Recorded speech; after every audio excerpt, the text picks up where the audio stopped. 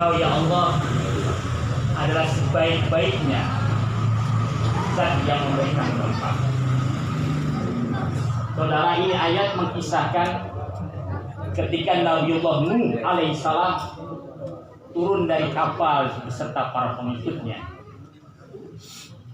Karena dalam satu riwayat Nabiullah Nuh alaihissalam dengan para pengikutnya ada di Bahtera atau di lautan dengan kapal dan para pengikutnya. Dalam satu riwayat pengikutnya cuma 70 orang dan hewan-hewan sejenis di kapal tersebut. Sehingga Allah perintahkan kepada Nabi Nuh alaihissalam, waqul hai Nuh, baca olehmu, Rabbi anzilni munzalan mubarakan wa anta khairul munzalin. Ya Allah, berikanlah satu tempat kepadaku di mana tempat itu penuh dengan keberkahan. Dan Engkau adalah satu zat yang maha memberikan daripada tempat tersebut. Saudara, ini ayat sunnah kalau kita baca, kalau kita turun dari kendaraan dan kita ketika turun di satu daerah atau kita bertempat dan bermukim di daerah tersebut. Karena kenapa? Yang kita harapkan di mana kita bermukim atau bertempat di satu wilayah tersebut, yang kita harapkan adalah tempat yang kita tempati itu biar jadi berkah, menjadi berkah. Ini luar biasa. Tapi berkah di situ bertambah kebaikan yang tidak bisa kita ukur. Di mana dalam rumah tangganya jadi berkah. Atas kata para ulama, kalau kita memilih satu tempat, cari tempat itu yang dekat dengan rumah ibadah. Contoh, kita ada rumah dekat dengan masjid, itu berkah. Karena setiap waktu kita diingatkan oleh masjid. Benar gak kira-kira? Datang waktu zuhur, masjid ada suara azan. Ya, apalagi kalau ada yang tarhim. Lagi nolong tuh kalau di Al-Qur'an suka nyebut tarhim, gimana kalimatnya sebelum dia tarhim tuh? Ya. Datang ke mushola, baik yang jauh, apalagi yang dekat mas sama dia.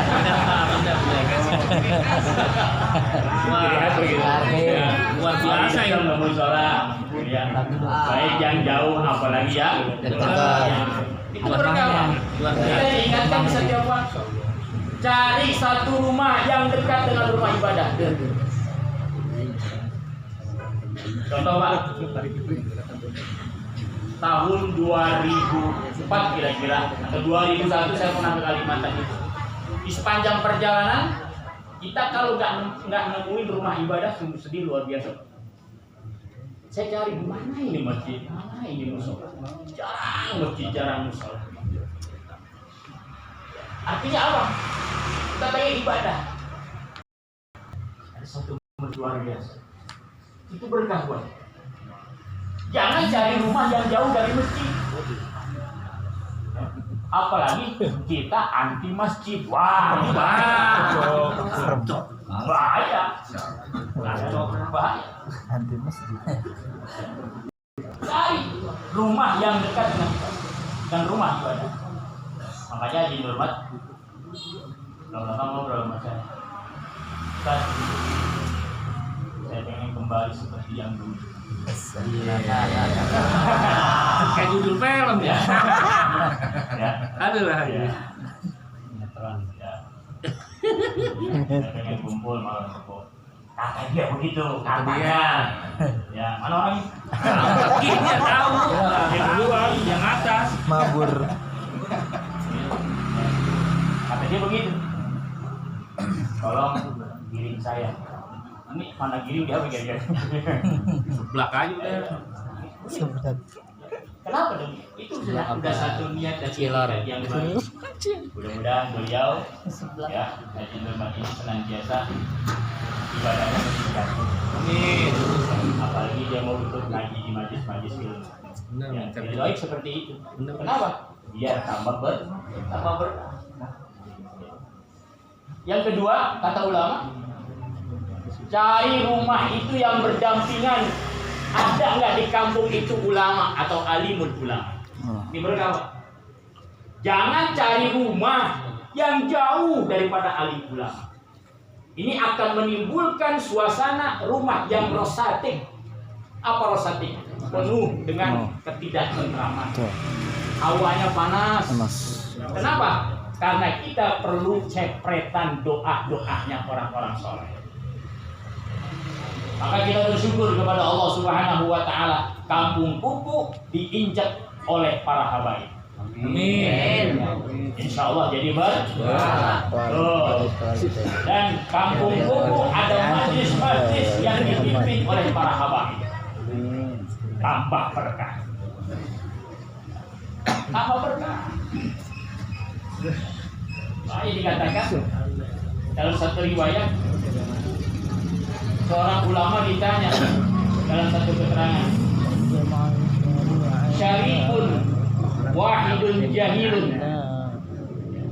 afdalu min sab'ina aliman. Seorang syarif, seorang habib, meskipun dia nggak ngajar, meskipun dia habib nggak ngajar, ada di kampung kita. Afdalu min sab'ina aliman, itu lebih utama daripada 70 ulama. Makanya jangan ada satu ustaz pun yang bikin benturan dengan para habaib. Ini bahaya. Bahaya. Allah cabut itu keberkahan.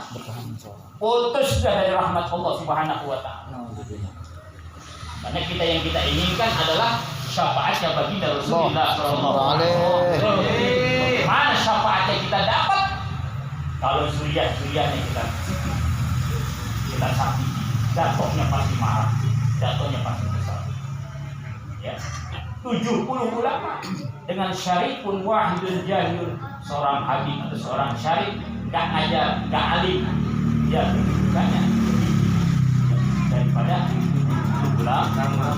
Ini kita luar biasa, tambah keberkahan. Ini apalagi datang seorang habib yang alim, ulama besar, sungguh luar biasa. Cari rumah yang berdampingan dengan para alim ulama.